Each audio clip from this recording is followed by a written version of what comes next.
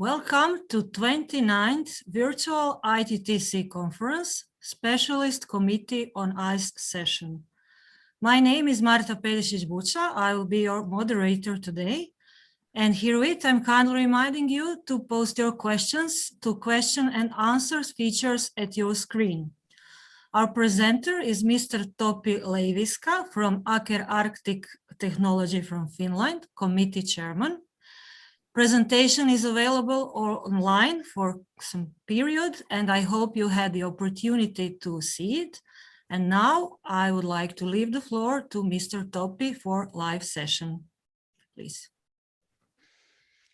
Okay, thank you, Marta. So, good afternoon. My name is Topi Leiviska, and I'm the chairman of the Specialist Committee on ICE. Okay. First, the contents of our presentation. I will introduce members, meetings, and ICE model basins briefly, and then some current trends of ICE-related topics in research and business. Then our terms of reference for this season, and actions and main outcomes of each task. And finally, recommendations for the future committee.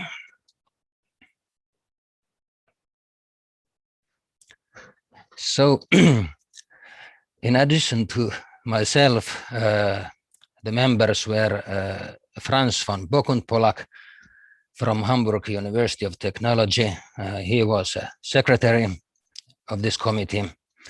Then John Wang, National Research Council of Canada. Yinghui Wang, China SIP Scientific Research Center from China. Niels Reimer, HSVA, Germany. Yan Huang, Tianjin University, China. Takatoshi Matsuzawa, National Maritime Research Institute, Japan. Alexei Dobrodev, Krylov State Research Center, Russia. Yingho Yang, from Korea Research Institute of Ships and Ocean Engineering, and then Pentti Kujala from Aalto University, Finland. The representative of Aalto University was first in years 17 and 18, Mikko Suominen.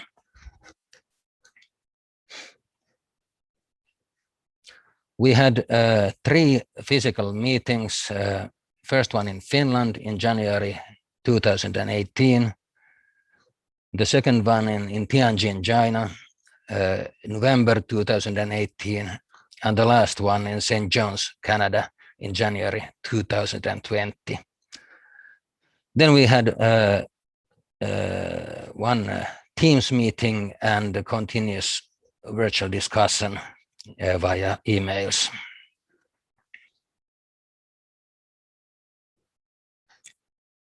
Here you can see the main ICE model basins in the world, and in the right column the X means that this basin had or facility had a member or representative in our committee.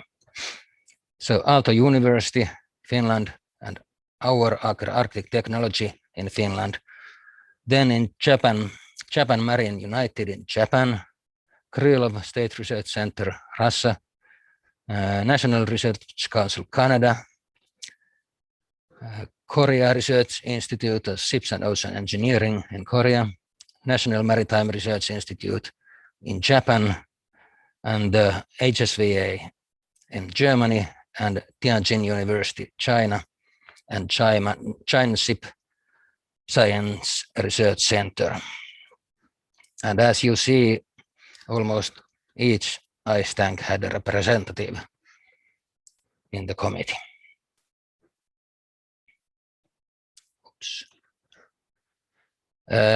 Current trends of ICE-related topics in research are at the moment ice resistance and performance of ice-breaking vessels. And at the moment, it's mainly icebreakers and Arctic LNG carriers, research vessel, and Arctic tankers. Then tests and research has been done among heavy tonnage vessels is coating by icebreaker. Then effect of brash ice, properties on ice resistance in brash ice channel in a model scale and in full scale. The snow effect on ice resistance, ice interactions with offshore wind turbines and multiple structures such as multiple piers, wave ice interaction, general research on model ice properties, which I think is a never-ending topic, ship ice friction in model scale and full scale, and investigations on the spatial and temporal variations of the ship ice flow impact loads in ice tanks.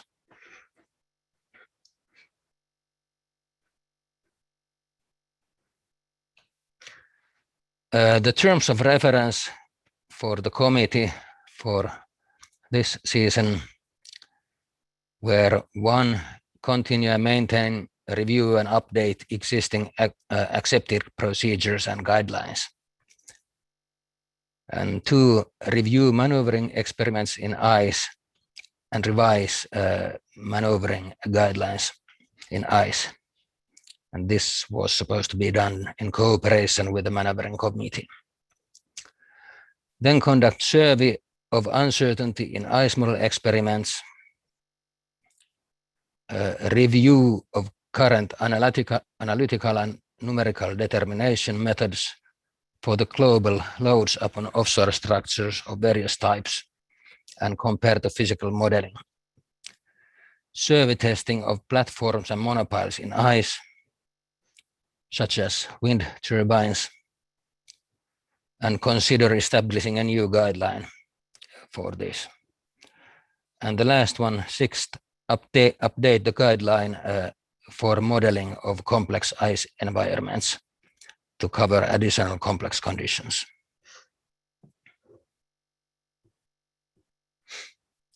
Then we go through what was achieved during the season. Task 1, we reviewed all accepted guidelines, and there was only some formulas were corrected and some typo errors.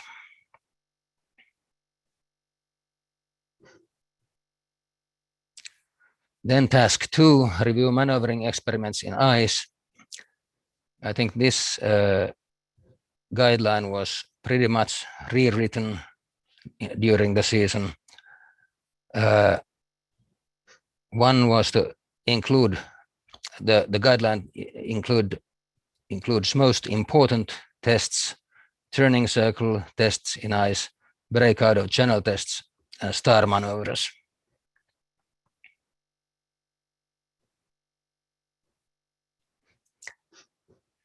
And in addition, revision of general description of maneuvering test types and requirements for determination of model and test conditions, and a revision of uncertainty analysis for turning circle tests in ice, and adding a list of reported parameters to be added to the report.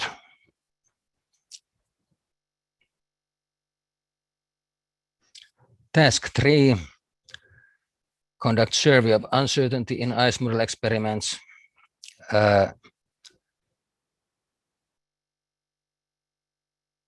Uncertainty analysis of ice flexural strength was done at NRC.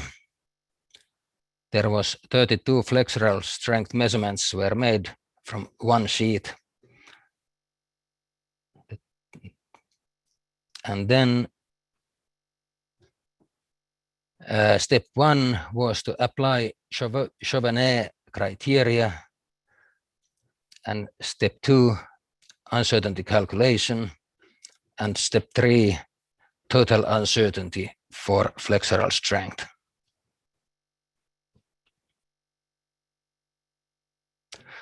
And lessons learned from this experiment: uncertainty analysis for the ice flexural strength is explained.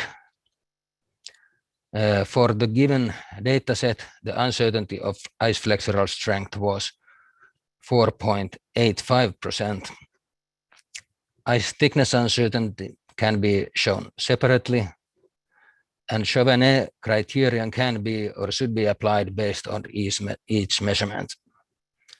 Other parameters may be assessed if the number of sample is more than 10 to 12. And compressive strength and density measurements can be applicable. Linkage between ice uncertainty and the test performance uncertainty still need to be studied. And benchmark tests should be conducted in other ice basins.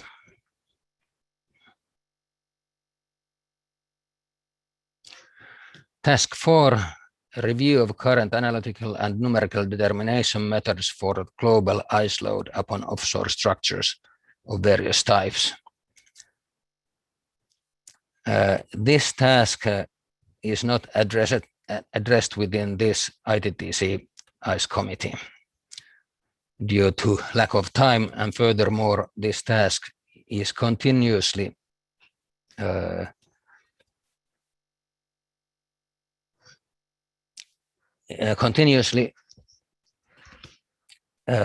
handled out in various ICC committees, for example, ISSC Environmental Committee, where ICE committee members John Wang and Franz von Bock-und-Pollack are also members. For similar tasks in future, closer cooperation and synergy with the ISSC is proposed.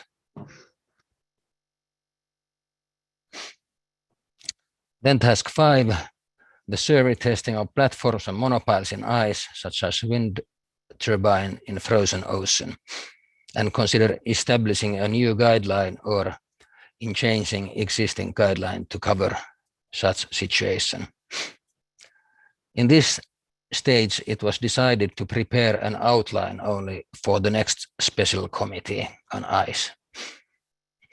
And the outline consists of purpose of procedure, test for fixed structures in ice, parameters, validation, and references.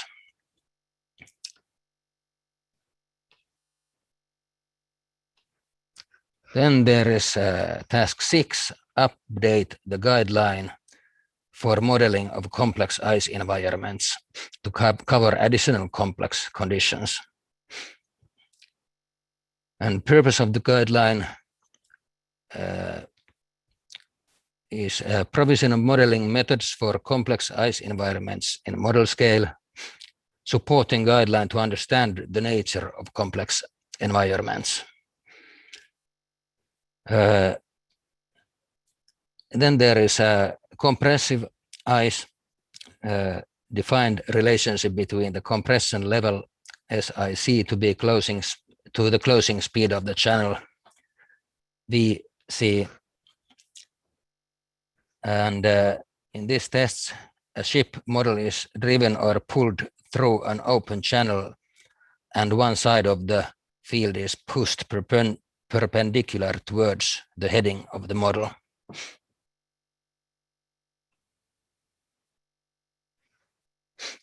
Snow cover,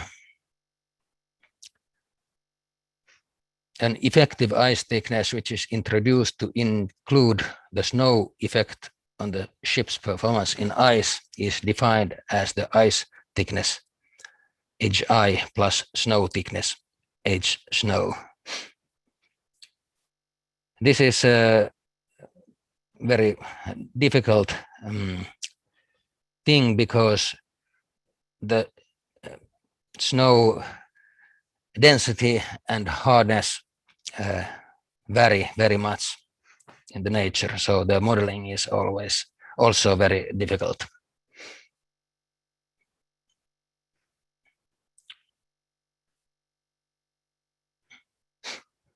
Then the recommendations for the future committee is one, guidelines for tests with offshore structures.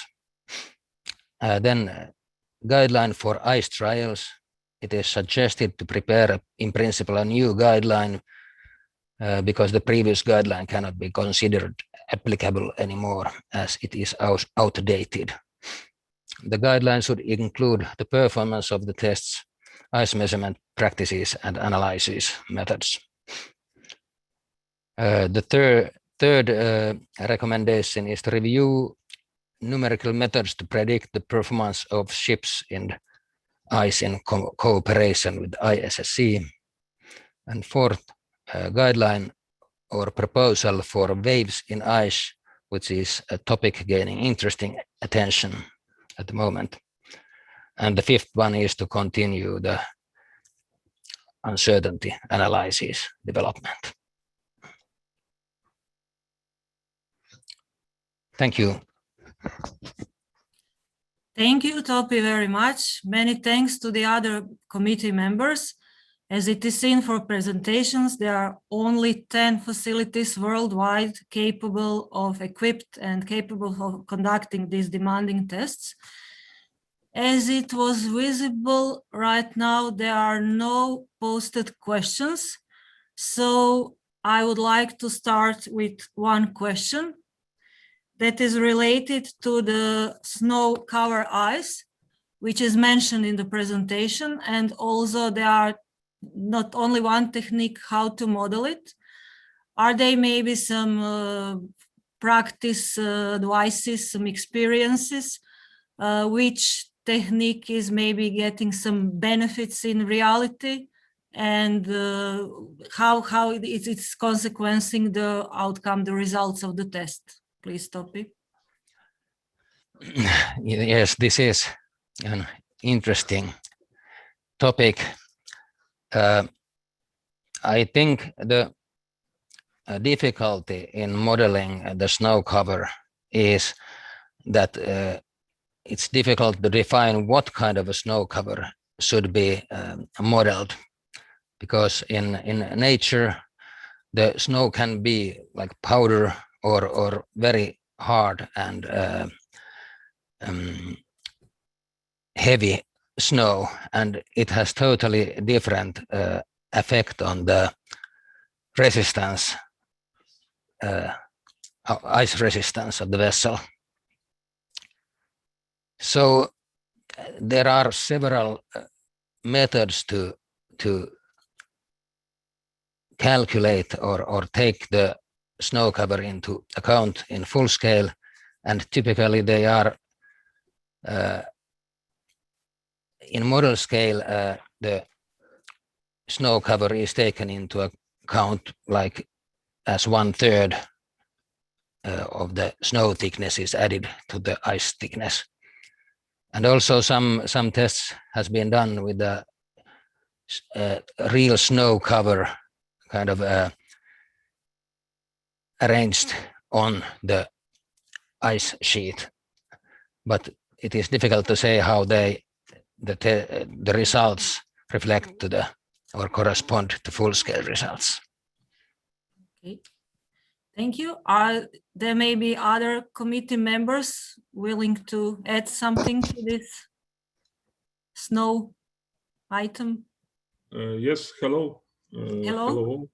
Maybe, yes, I fully agree with Topi, and it's very difficult to model snow in ice basins, and now many basins it models the snow as an additional thickness of modeled ice, and the main problem is that the snow could be wet or dry in real conditions, and of course the snow will have different parameters, different characteristics, which doesn't allow us to model it in basins with high quality. And the main influence of snow should, in our opinion, during our researching, is that it can have influence on friction between the hull of ship, for example, and ice. And of course, we think that it should be investigated in future, but now at this moment, very good approach is to model the ice, to model the snow as additional thickness of modeled ice. I think that is maybe some assumption, but it's good assumption in this kind of situation. Okay, thank you for your answer. Anybody else? Okay, so we can conclude that this task will be of interest for a long period in future. We have received one question from the audience, so I will read it now. It is coming from Sotaro Uto. Thank all members of ICE committee for your excellent work. I have one question for your revised procedure of maneuvering tests in ICE. Breaking out of channel test and star maneuver test are newly introduced in the procedure. I think these maneuvers are highly dependent on operation. For example, the time required to break out, sorry, just a second. It popped out on my screen. Breaking out the channel test and star maneuver are newly introduced. The time required to break out of channel is one of the most important parameters. However, it is dependent on the navigator's skill or tactics. Do you have any idea on how to evaluate the full-scale performance from the results of these maneuvering tests, or how to utilize the model test results for safe and efficient ice navigation? Just to note, we have another question after that. So please, Topi, shall you take over for answer? Yes, I would actually like to ask Niels Reimer to answer this question. Yes, of course, Topi, thanks. So I think it is very important, and that is also stated in the guideline, that the definitions are made clear for these type of tests. So there are certain parameters influencing the result of the test, as it is mentioned in the question. That includes the actual starting point of the test of the maneuver, the azimuth angle of the or the rudder angle or azimuth angle of the thrusters, if we talk about steerable thrusters, and also the speed of the vessel. So all these parameters need to be included, and the recommendation in order to get a sufficiently reliable picture for the prototype vessel is that you can, of course, perform not only one but several of these tests, and you can do a variation of the operating parameters like the rudder and steering angles, and also the speeds, and from that you can derive a kind of a matrix, but in that case you definitely need more than one test to cover the influence of the operability or operable parameters of the steering gears or rudders and pods. So this is the short answer. There's still a variety in the results if you do that. So the main thing is that between the operator or client and the model basin, it's clearly defined how this ship shall be operated during the test. So this is to be defined together with the test. And of course, all these parameters need to be reported afterwards in order to evaluate the results correctly and provide recommendations maybe for the crew of the prototype vessel. Okay, thank you.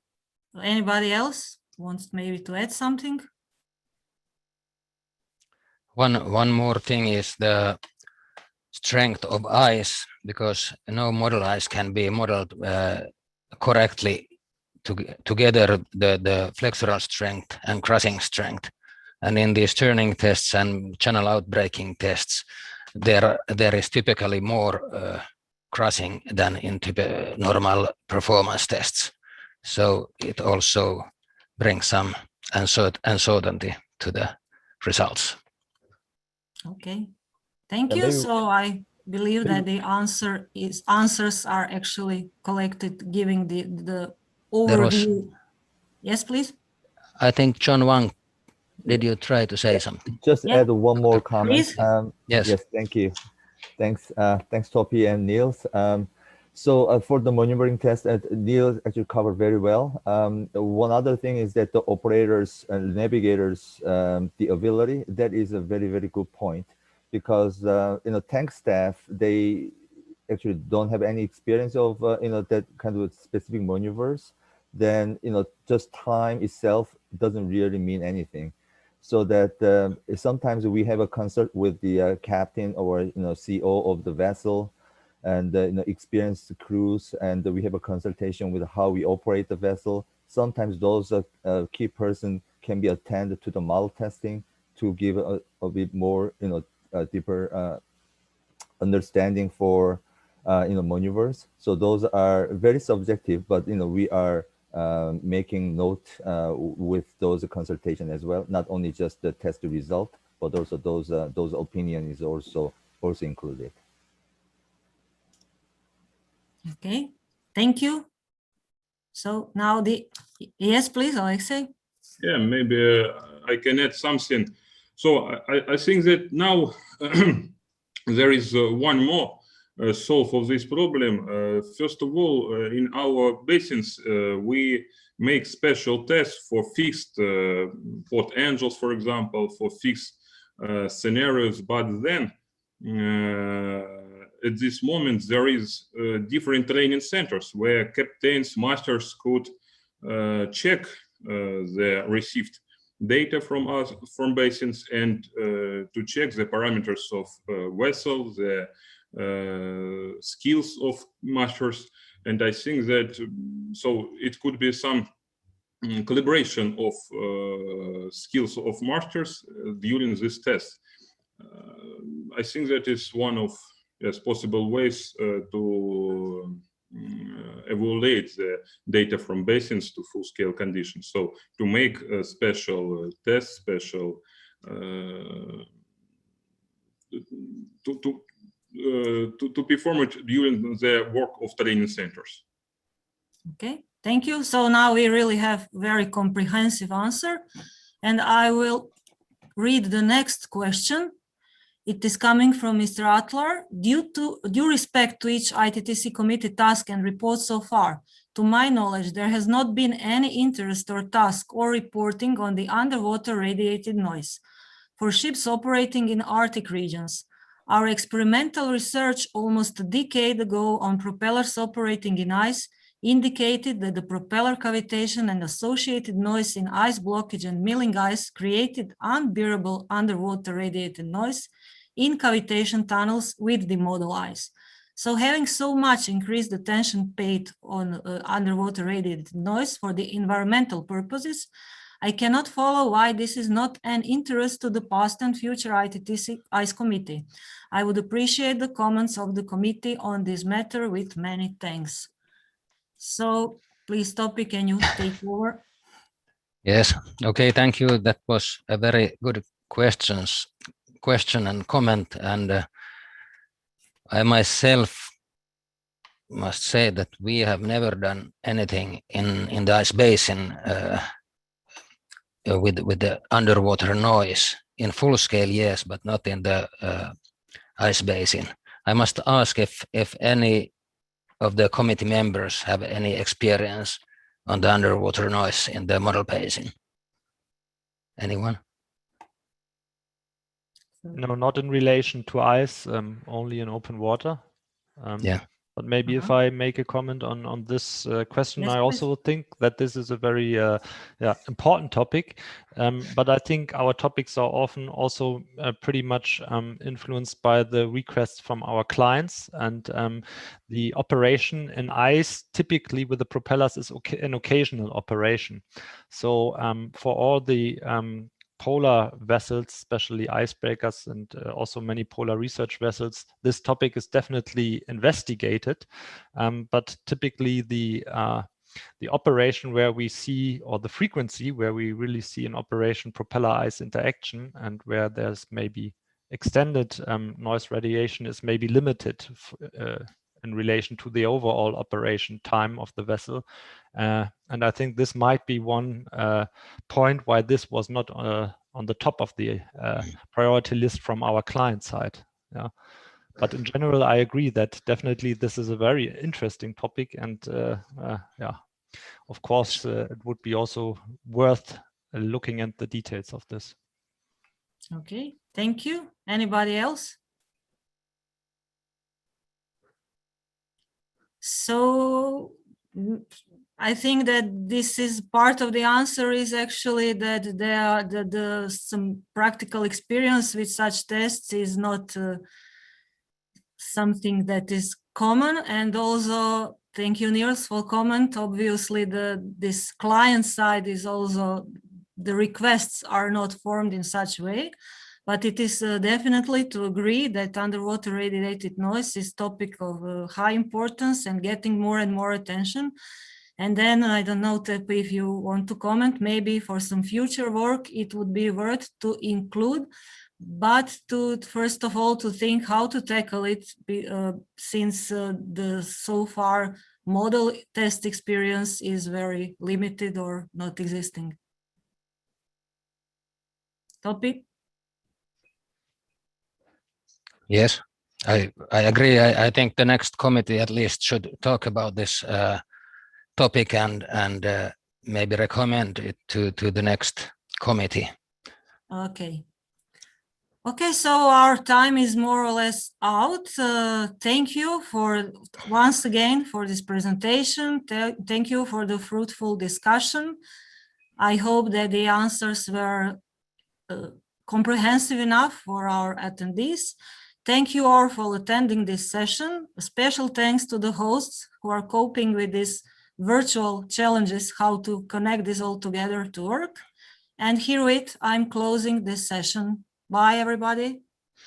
Bye. Thank you. Bye-bye. Thank you. Thank you, everyone.